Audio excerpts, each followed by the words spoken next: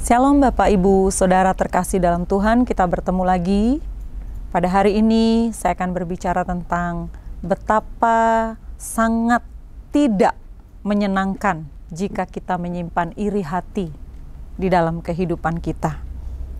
Kalau Bapak Ibu Saudara yang suka makan seafood, pasti pernah melihat bahwa ketika kita mau makan di restoran seafood, tersedia misalnya kita suka kepiting. Nah, kita memperhatikan sekelompok kepiting yang ditaruh dalam sebuah kotak atau wadah. Karena biasanya kepiting itu dijual dalam keadaan hidup supaya segar. Nah, beberapa di antara mereka itu biasanya akan berusaha memanjat ke atas. Maksudnya supaya keluar dari wadah itu. Tetapi jangan harap kepiting-kepiting yang lain akan membiarkan kepiting yang sedang memanjat itu. Pasti mereka akan saling menarik. Jadi tidak ada yang pernah bisa melompat keluar dari wadah itu. Pokoknya kepiting tidak rela membiarkan temannya keluar dari wadah di mana mereka ditampung bersama-sama. Jadi kalau yang satu berusaha manjat pasti akan ditarik lagi. Yang satu lagi begitu seterusnya. Nah, ini berbicara tentang iri hati. Gambaran dari sifat iri hati, yaitu perasaan tidak senang melihat keberuntungan orang lain. Perasaan tidak senang melihat keberhasilan orang lain. Jadi dia pasti akan berusaha untuk menjatuhkan siapapun yang dia lihat sudah mulai naik, sudah mulai terkenal mungkin, sudah mulai dikenal orang. Ada perasaan bahwa, oh dia kok sudah bisa berhasil seperti itu. Dia akan berusaha menjatuhkan mereka yang beruntung dan berhasil. Pada akhirnya, karena sifat iri hati ini, maka semua kepiting-kepiting ini akan mengakhiri hidupnya dalam panci yang sama, atau dalam panggangan yang sama, atau dalam penggorengan yang sama. Demikianlah iri hati. Sebenarnya bukan membinasakan orang lain, tetapi membinasakan diri kita sendiri.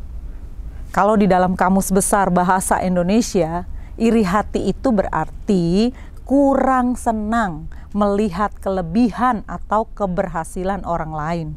Pengertian lainnya, iri hati adalah ketidakmampuan seseorang, ketidakmampuan kita mensyukuri berkat Tuhan yang ada di dalam diri kita, sehingga kita selalu berusaha membanding-bandingkan dengan orang lain. Kita tidak bisa melihat kelebihan yang ada pada diri kita, yang Tuhan taruh, sehingga kita hanya membanding-bandingkan dengan orang lain. Jadi, di dalam Yakobus pasal 3, itu dikatakan, ayat yang ke-14 dan yang ke-16, jika kamu menaruh perasaan iri hati, dan kamu mementingkan diri sendiri, janganlah kamu memegahkan diri dan janganlah berdusta melawan kebenaran.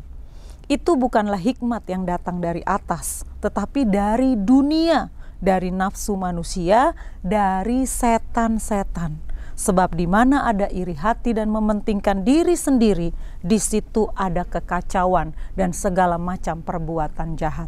Kita melihat betapa iri hati ini bahkan dikatakan berdusta melawan kebenaran.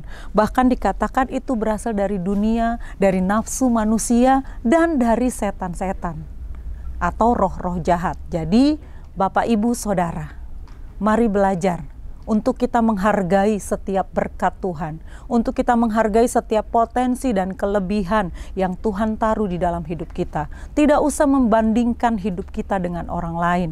Tidak usah iri, tidak usah merasa tidak senang melihat keberhasilan dan keberuntungan orang lain. Karena setiap kita memiliki kehidupan yang berbeda.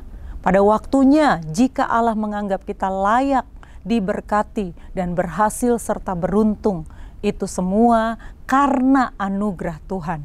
Syukuri apa yang Tuhan berikan dalam hidup kita. Nikmati dengan ucapan syukur, sehingga kita tidak akan mempunyai rasa iri hati di dalam kehidupan kita. Sebab iri hati itu tidak enak. Itu bukan membinasakan orang lain, tetapi membinasakan kita. Menyimpan iri hati itu sama sekali tidak enak dan tidak nyaman. Karena kita akan dikuasai terus dengan pikiran-pikiran yang melihat keberhasilan orang. Mari kita tinggalkan perasaan iri hati dan mementingkan diri sendiri, supaya tidak terjadi kekacauan, supaya tidak terjadi kejahatan dalam hidup kita. Syukuri apa yang Tuhan berikan. Syukuri apa yang Tuhan bagian kita, yang Tuhan beri untuk kita nikmati, dan semua kelebihan kita, karena setiap orang memiliki kekurangan dan kelebihannya masing-masing. Amin. Tuhan Yesus memberkati.